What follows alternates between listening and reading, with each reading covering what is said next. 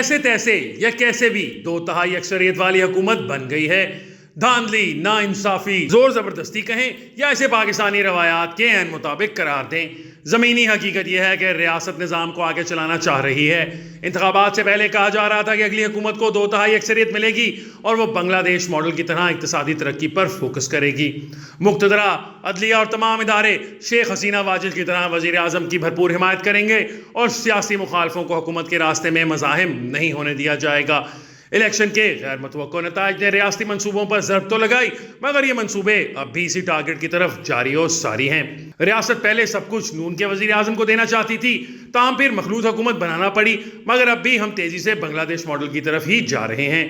Corps commanders conference کا اعلامیہ بتا رہا ہے کہ 9 مئی کے ذمہ داروں کے لیے کوئی معافی نہیں۔ گویا عمران خان اور تحریک انصاف کے لیے بھی سیاسی نظام کے اندر کوئی گنجائش نہیں نکالی جا رہی، بلکہ اطلاعات یہ ہیں کہ سختیوں کا دور پھر سے شروع ہو سکتا ہے۔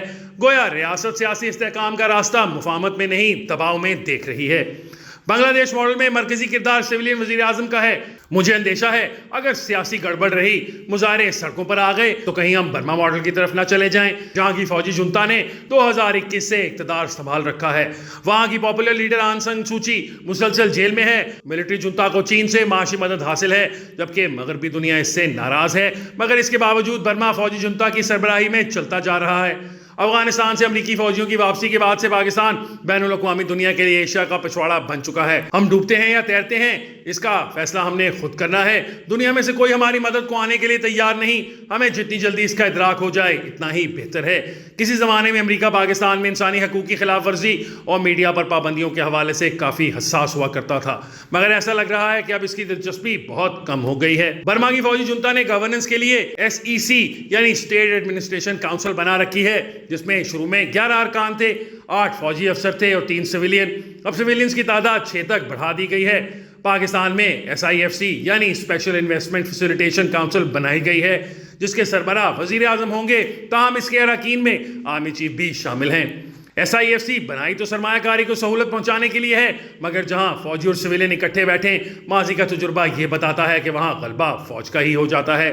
اس حوالے سے سویلینز اور فوجیوں دونوں کو احتیاط کا مشورہ ہے کہ یہ کہیں آئین سے بالا تر کوئی نیا ادارہ نہ بن جائے اور پھر ساری گورننس ہی برما کی طرح اس سے شروع ہو جائے۔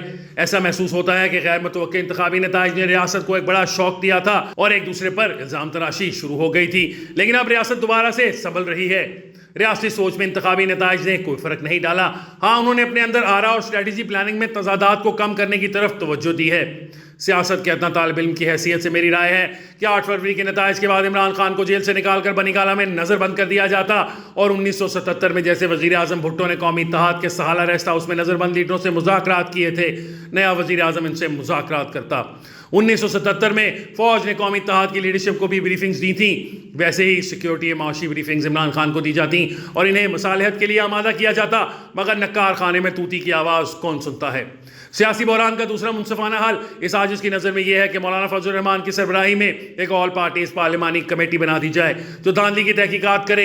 انتخابی عذرداریوں کی جو بھی درخواستیں وصول ہوئی ہیں وہ پارلیمانی کمیٹی کے سامنے پیش ہوں۔ اگر تو یہ ساری شکایتیں درست ہوں اور اسے PTI کی اکثریت بن جائے تو شہباز شریف مستعفی ہو جائیں اور PTI حکومت بنائے، اور اگر یہ شکایات درست ثابت نہیں ہوتی تو PTI موجودہ حکومت کو تسلیم کرنے کا اعلان کرے اور پارلیمانی اپوزیشن کا کردار ادا کرے۔ سیاست کے ادنا طالب علم کی حیثیت سے میری رائے میں پاکستان نہ بنگلہ دیش ہے اور نہ برما۔ یہاں مہاراجہ رنجیت سنگھ نے 4 دہائیوں سے زیادہ حکومت کی۔ اس کی حکومت چلانے میں سکھوں کا کردار کم اور مسلمانوں اور فرانسیسیوں کا زیادہ تھا۔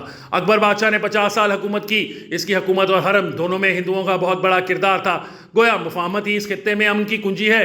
لڑائی جھگڑوں، گالیوں، دشنام ترازی اور ایک دوسرے سے انتقام لینے سے مسائل حل نہیں ہوتے بلکہ مزید بگڑ جاتے ہیں۔ اب بھی پاکستان کی سیاست اور معیشت کو مستحکم کرنے کے لیے مفاہمت ضروری ہے۔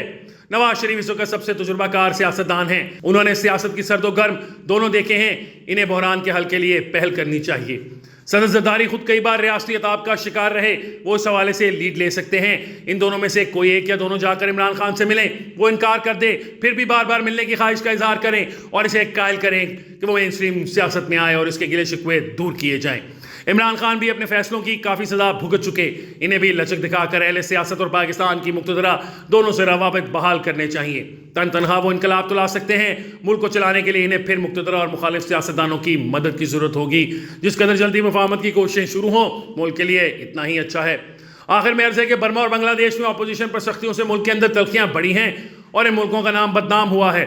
ہمیں ان ملکوں کی پیروی کرنے کی بجائے آئین، قانون اور انصاف کے تقاضوں کو پورا کرنا چاہیے، اور اگر ہم واقعی اس منزل تک پہنچنا چاہتے ہیں تو مفاہمت ہی واحد راستہ ہے۔